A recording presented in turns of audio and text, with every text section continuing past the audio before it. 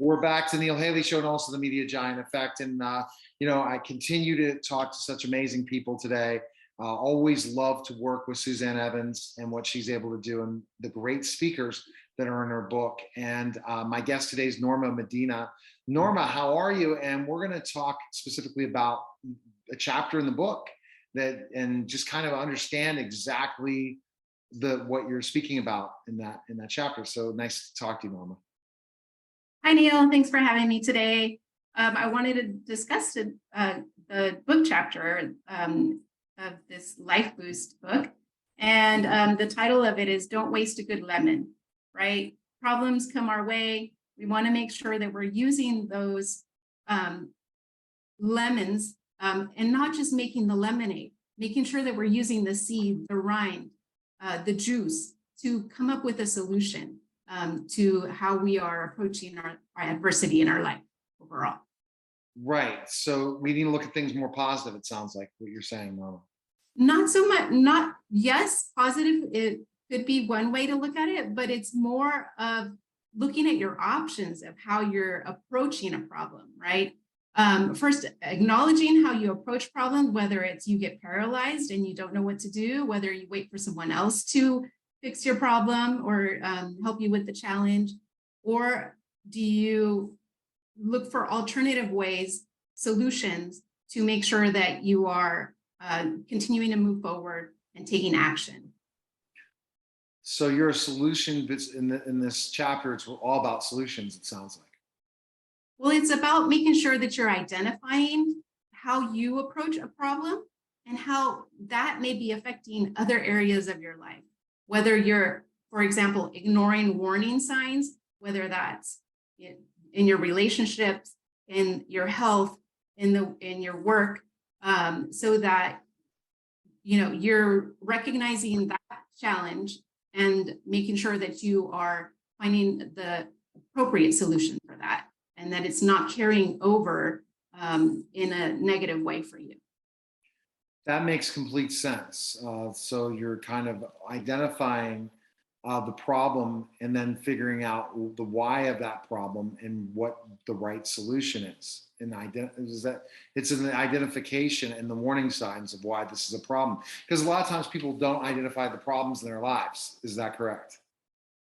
Sometimes they use the same approach to solve a problem, right? And so one size fits all doesn't apply all the time. You need to make sure that you're using different tools for the challenge at hand.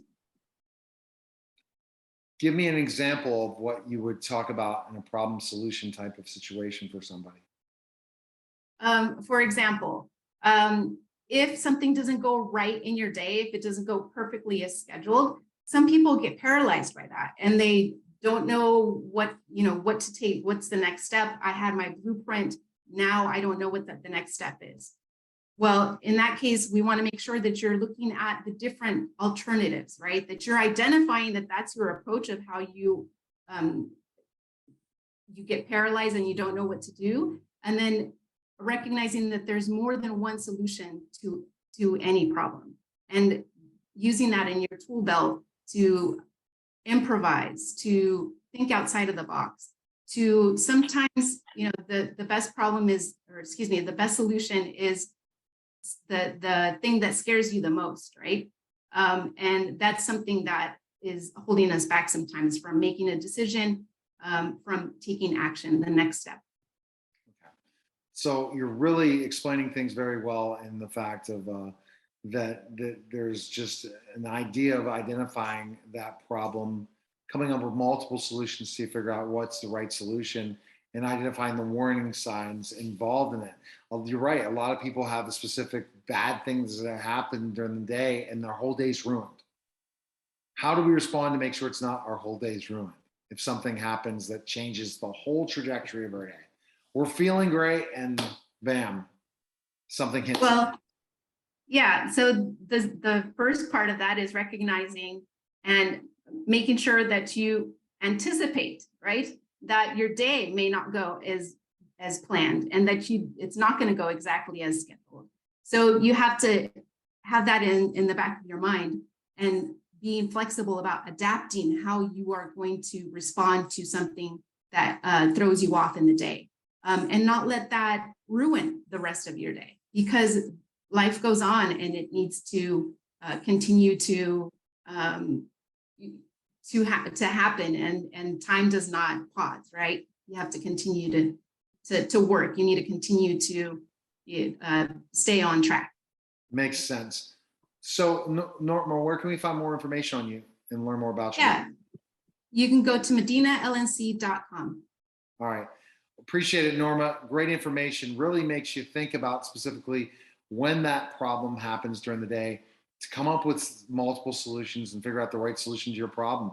And hope people definitely check you out. So take care. Thank you, Neil. You're listening and watching the Neil Haley Show, and we'll be back in just a moment.